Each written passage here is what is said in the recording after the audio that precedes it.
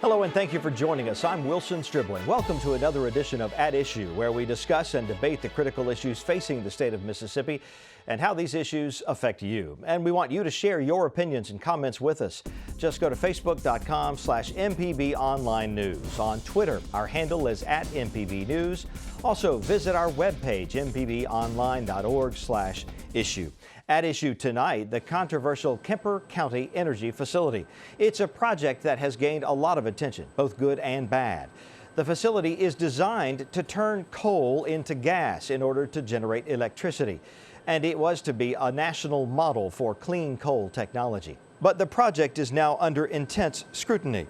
A former project manager at the facility claims Mississippi Power mismanaged the project, which is now behind schedule and more than $4 billion over budget. The company has gotten approval to raise its customers' rates to offset some of the costs, and the Public Service Commission anticipates the company will request another rate hike when the plant is fully operational. And the company is reportedly under investigation by the Securities and Exchange Commission. The SEC has no comment on the matter. Mississippi Power says it believes the company's financial reporting on Kemper has been fully compliant, and they say they will continue to cooperate with the SEC. MPB's Paul Boger gives us an overview. The Kemper County Energy Facility is located in East Mississippi on State Route 493, about 30 miles north of Meridian. The company calls it the world's most advanced coal plant. Coal is the world's most abundant fuel source. And given the impact that utilizing coal has on the environment, we've got to learn how to utilize coal in a much more environmentally sensitive and responsible way going forward. Quite frankly, it's the technology that we're utilizing here that has grabbed the interest of a number of folks around the world. The company is optimistic the facility will be a shining example of state-of-the-art clean coal technology. Here's how it works. The process starts with lignite coal, which is an abundant natural resource in Mississippi. The coal goes through something called a heated gasifier, which reaches temperatures up to 1800 degrees. A chemical reaction makes synthesis gas, or syngas for short. The syngas is used to power a turbine. The turbine makes electricity. The company says carbon dioxide is captured in the process, and emissions of sulfur dioxide, nitrogen oxides, and mercury are reduced. The facility will gasify 4.7 million tons of lignite coal each year to create 582 megawatts of electricity daily when the process is up and running. That's enough electricity to power approximately 190,000 homes. My guess is with Kemper, time will tell, but we get 10, 20 years down the road and we'll look back and we'll consider the project a good project for the state. Currently, the Kemper facility is using its combined cycle power plant to generate electricity with natural gas. The company says the electricity produced by this method is enough to supply 1/3 of its customers. 560 Mississippi companies are doing a combined $2 billion worth of business with Mississippi Power on the project. 6,000 construction jobs were created. 500 permanent jobs will be created at the facility and the lignite coal mine nearby when it's fully operational. And more than $40 million will go annually to state and local taxes. Governor Phil Bryant says, quote, "I look forward to the facility beginning operation, particularly since President Obama's Department of Energy invested $270 million in it. It all sounds very promising for the economy and the environment, but what was originally proposed as a $2.4 billion project to be completed by 2015 is now a more than $6 billion project. That's as large as the general fund budget for the entire state of Mississippi." There's a huge amount riding on this project, not just for the local community, for the county, the state, but also for the country and in some ways for the world. The New York Times recently took a closer look at the Kemper plant, publishing an article titled "Piles of Dirty Secrets Behind a Model Clean Coal Project." Reporter Ian Urbina combed through dozens of documents on the project. Former Kemper project manager turned whistleblower Brett Wingo provided several hours of recorded phone conversations with coworkers. In the very nature of how this project was overseen, the management of it, there seemed to be real mismanagement and, if you're to believe the whistleblower in the story, potential fraud. Our job is to handle it in a manner in which protects the public interest in Mississippi and is a fair regulatory environment, and one in which we just look and see, what should customers be on the hook for? What were the mistakes made that the customer should not be paying for mistakes? Public Service Commission Chairman Brandon Presley voted against the project when it was brought to the commission in 2010. He says there was a rush to get the project through to take advantage of federal tax credits, which never happened because the company missed the deadline. I think that there was a pell-mell attempt to get these tax credits. I was sent a letter by the Secretary of Energy saying that President Obama wanted me to change my vote to vote for the plant. At the same time, on the Republican side of the aisle, you had Haley Barbour, who was governor at the time, writing us letters saying that it would be egregious and awful if the commission didn't approve this and we lost those tax credits. Well, guess what? They lost the tax credits anyway. Mississippi Power plans to pay for much of the cost of the plant, but billions of dollars remain and would be eligible to be passed along to customers if the PSC gives the green light. The PSC has already approved a rate increase for the natural gas side of the plant. A bill for a typical Mississippi Power residential customer went up approximately $18. Paul Boger, MPB News. MPB's Mark Rigsby traveled to Kemper County to get a first-hand look at the power plant. He spoke with Johnny Atherton, Vice President of Public Relations and Corporate Services for Mississippi Power. It is a tremendously remarkable project, and I could speak all day to you about this, Mark. Let me just highlight a few things that I think we're particularly proud of here at the Kemper County Energy Facility. Mississippi Power, first and foremost, had a need that was identified about 6-7 years ago. We took a proposal to the Public Service Commission. They agreed with us that we had a need. And this project is allowing us to introduce a third fuel source for the benefit of providing energy resources to our customers. That's something that we're very proud of. Quite frankly, we're catching the eye of a lot of folks around the world. We've had a number of folks who have toured this facility, and they're interested in various aspects. They're interested in how we're gasifying lignite coal. They're interested in how we're capturing carbon. And then certainly they're also interested in how that carbon might be used for enhanced oil recovery. We're also very proud of the economic impact that we've had over the state over the last few years. Certainly we're building this project for the benefit of our customers, but the time at which we've been building it has been a pretty troubled time in our country. And so there have been a lot of people who've gone to work here. At our peak during construction, we created about 6,500 construction jobs. 560 companies have participated in this project. Can you tell us why the project is over budget and also behind schedule? Let me first start by answering your question this way, and this is something that many of your viewers might not understand. This is the most scrutinized project ever in the history of the Public Service Commission here in Mississippi. I think principally because its cost. It needed to stand that scrutiny. We went through an 18-month process with the Mississippi Public Service Commission where first we had to prove that we had a need. And as you know from the discussions we've had earlier, we had an aging fleet that quite frankly was also being more challenged with emerging environmental regulations. They agreed unanimously that we had a need, and then they agreed with us when compared to other resources that this was the right facility to meet that need. When we take projects to the Mississippi Public Service Commission for their approval, and we couldn't begin to build this project without the Mississippi Public Service Commission's approval, we do some front-end engineering and design. But on all mega projects, and certainly on all the projects that we undertake, those are sort of design-build kind of projects.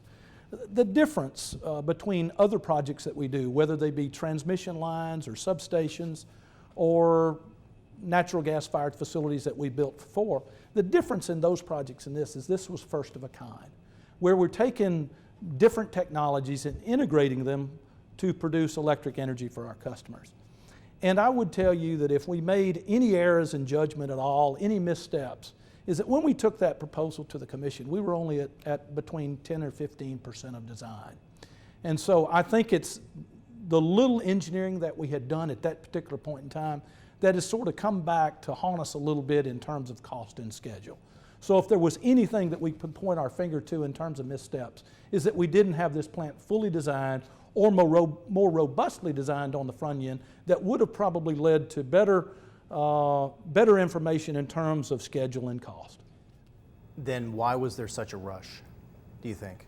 Well, number one, our customers had a need. In the middle teens, in the 13 to 15 time frame, they had a need for additional electric energy. And so I would say that we were rushing to make sure that we had the resources to meet our customers' needs when they demanded it. It quite frankly took other kind of things, other forms of electric generation off the table. I've been asked the question many times, why didn't you consider nuclear? Which quite frankly, from an environmental footprint perspective, is something that we need to consider more of. But we couldn't consider nuclear because, quite frankly, the smallest generating plant we would build would be more than our customers actually needed at this particular point in time. The time frames at which you would have to get that facility permitted and constructed would not have matched up with that time frame of need. And then lastly, it would have just been much, much more expensive than what we're constructing here. And so our major driver was to meet our customers' needs in the time frame in which they needed additional energy. Can you tell us at this point what the plant's operations and maintenance cost will be? Talking about O&M? Yes. That's a little bit of a moving target. It's not my area of expertise. I could certainly get you our best estimates with regard to that. But they'll be fairly substantial, at least in the short term, as we get this plant optimized over a period of years. I'd like to talk about Brett Wingo for a moment. He is a former project manager here at Kemper. He has made claims in the public and in the media that have been well documented. He claims the project has been mismanaged.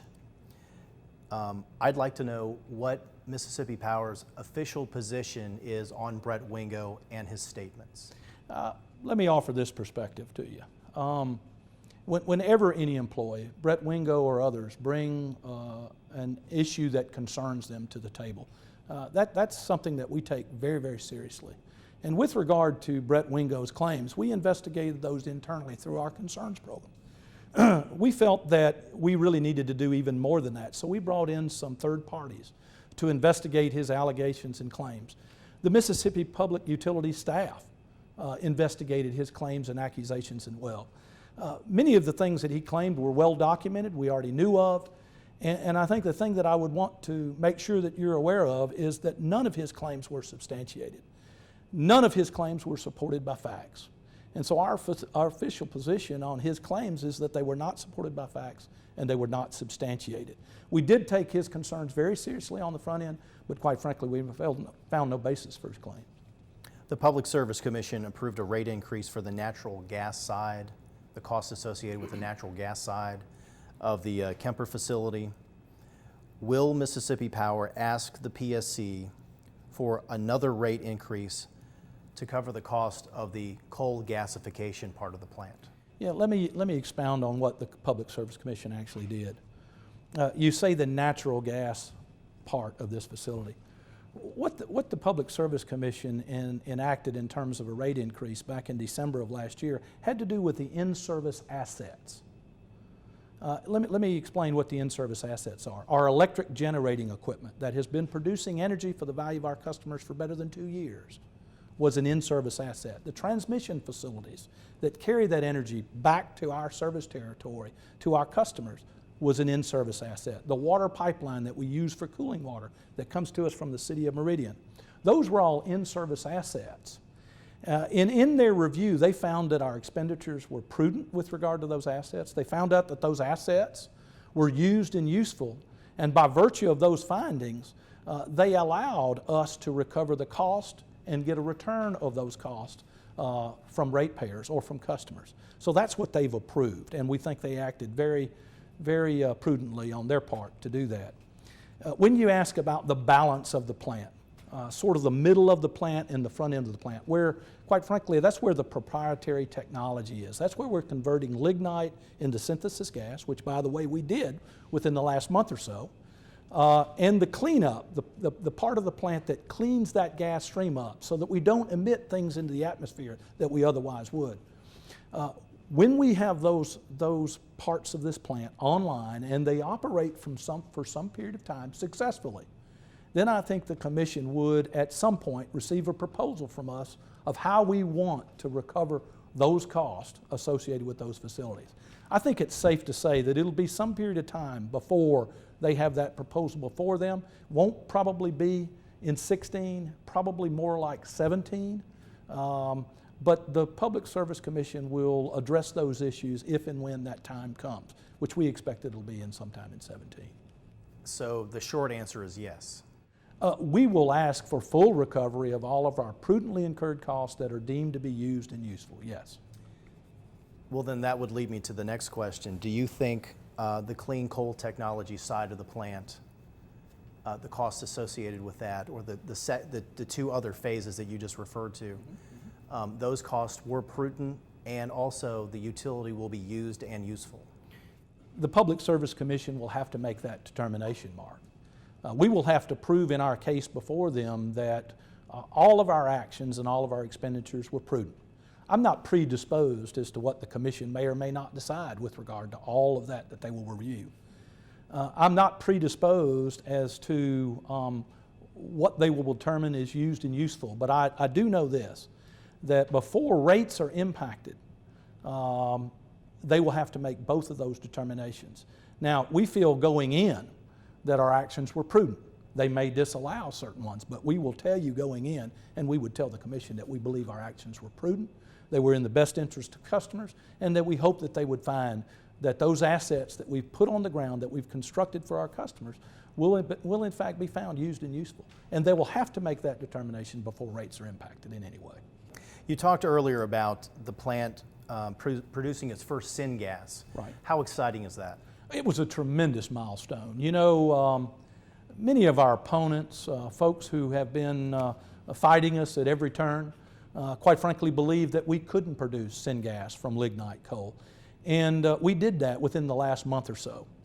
We actually operated one of the trains, one of the gasifiers, for 500 hours, actually over 500 hours. We had a celebration here at the plant about a week ago. That's the first big major milestone that we have to come to as we near this plant fully going into service. The next milestone will be sending that syngas through the cleanup process, or the middle of the plant, where we will remove constituents that we would otherwise vent out a stack. Things like CO2, sulfuric acid, and ammonia.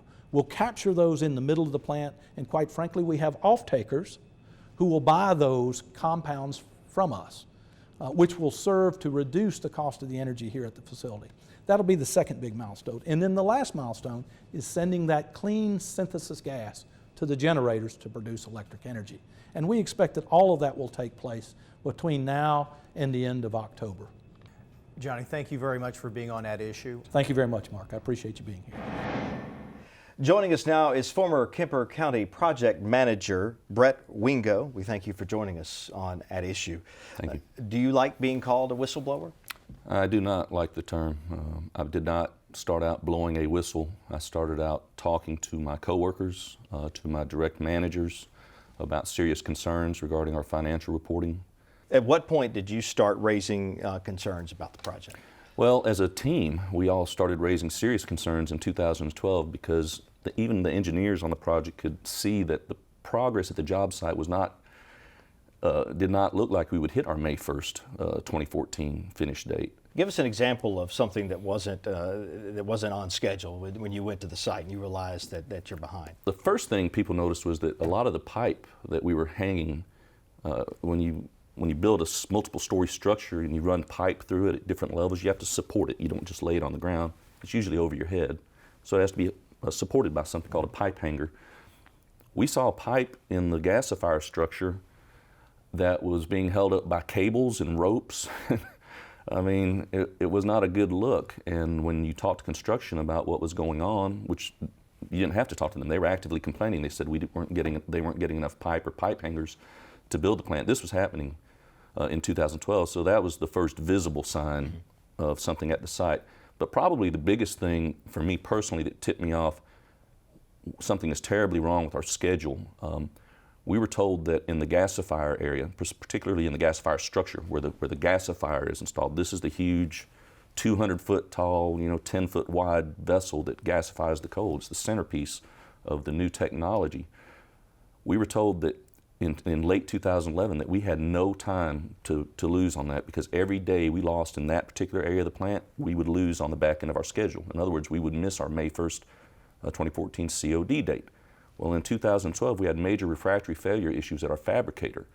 Now, this is not a huge deal in terms of it's a problem you can fix, and we fixed it. The problem was it took a lot of time, and we lost somewhere between 3 and 6 months on the overall schedule, and yet even through 2012, when we had a 3 to 6 month delay on the gasifier, we did not report a slip in our May 1st, 2014 COD. That's when I was pretty certain that we had something terribly wrong with our scheduling.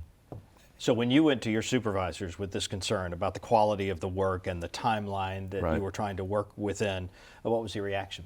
The reaction was that I all of a sudden realized I was not on distribution lists for high-level emails. I was isolated as a project manager, and shortly after I noticed the severe drop-off in communication, high-level communications, I was asked to step down from my project management roles and focus more on my roles as one of the engineers that helped design the plant. They wanted me to basically go back to just being an individual contributor. Well, the company says it continues to monitor your statements on this. They say they conducted an internal and external investigation of your concerns and determined that they were not supported by the facts. You disagree with that, obviously. I vehemently disagree with that. I would characterize their internal investigation, which was performed by the compliance department. And a compliance department is required under the federal laws on publicly traded companies. It's there to investigate allegations of fraud, as I made internally. When I went to the compliance department, though, with this absurd proclamation by other project managers that we would finish by December 1st of 2014. This was back in February, March, and April of 2014. When I went to compliance with this concern, after actually having gone to the CEO first, but that's a different story. But when I told them that it was absurd that the company could say with a straight face that with 80% confidence, and that's a statistically based analysis, this is an actual confidence, 80% confidence that we would be finished by December 1st of 2014. When I go to the company and say that's a fraud, that there's no way we're going to finish with this project until sometime in 2016, and then they say, no, those people were obviously right. None of those people were fired. I don't understand how you can have an actual true investigation and not see that I was correct. As far as the independent investigation that was performed by Jones Day Law Firm, and I know this because the company said so in correspondence with my attorney, but Jones Day was supposed to investigate those same allegations and declared nothing to see here. Mr. Wingo was obviously wrong. Well, here we are in the third and fourth quarter of 2016, just like I said we would be. It'll likely be well into 2017 before the plant's actually finished. And yet every single one of the managers that signed off on the December 1st of 2014 proclamation with 80% confidence, they're still on the project. Do you think the costs incurred were prudent? I don't think the economics for this plant were ever true. I don't think they were real. And if I was a Mississippi ratepayer, which I live in Alabama, but I really feel for the ratepayers of Mississippi. I feel for the entire state of Mississippi because I don't think this plant could have ever been built for less than $5 billion. And if you don't have natural gas prices above $11 per million BTUs, and if you didn't build the total plant for less than $3.1 billion, and if you didn't finish by May 1st of 2014, because once again, you incur $133 million in extra cost just for that one schedule slip, the odds of hitting that trifecta were so small that it was virtually impossible from the very beginning. And so, no, as a Mississippi ratepayer, I wouldn't want to pay 1 red cent above what they're currently paying for the combined cycle. Will running that plant ultimately be cost efficient, you think? As a natural gas combined cycle, as they've been running it for the last year, yes. Actually, it's been 2 years, hasn't it? Time flies. So yeah. You see a future where they could shut down this quote-unquote experimental part of it and just operate it as that? I don't just suspect that future. I absolutely believe that they will have to shut down the coal gasification side after they've run it for a few years, because with natural gas prices staying historically low, with no projected increase in sight, and with the huge capital cost that you're talking about, they're asking Mississippi ratepayers to take on another $3 billion probably in capital costs to run this as some type of hybrid plant where you can run it on natural gas, or if you're not, or run it on lignite, but if that part of the plant's not running, then switch to natural gas. The cost for doing that is going to be astronomical. What's the lesson from all of this? The lesson is, for Southern Company, And let me say this about Southern Company. I'm coming across very critical of the company. The workers of Southern Company, of Mississippi Power, Alabama Power, Georgia Power, Gulf Power, are all great people. You know, I had a team of engineers. We were dedicated to our work, and we believed in Kemper. But decisions were made at the high level, at very high levels in the company, to basically blind themselves to the true cost, because if you saw the true cost and the true schedule, it would have made Kemper a non-starter. And so there's a lot of lessons. The lesson for Southern Company is don't ever blind yourself to what the true cost is going to be, because it can get away from you. I don't even think in their wildest dreams they thought it would be this bad. The lesson for the Public Service Commission is do not trust the regulated utility. And I can say this, I was in there, and this company has tried to basically ruin my life for doing the right thing. I was trying to protect the CEO when I called him, okay?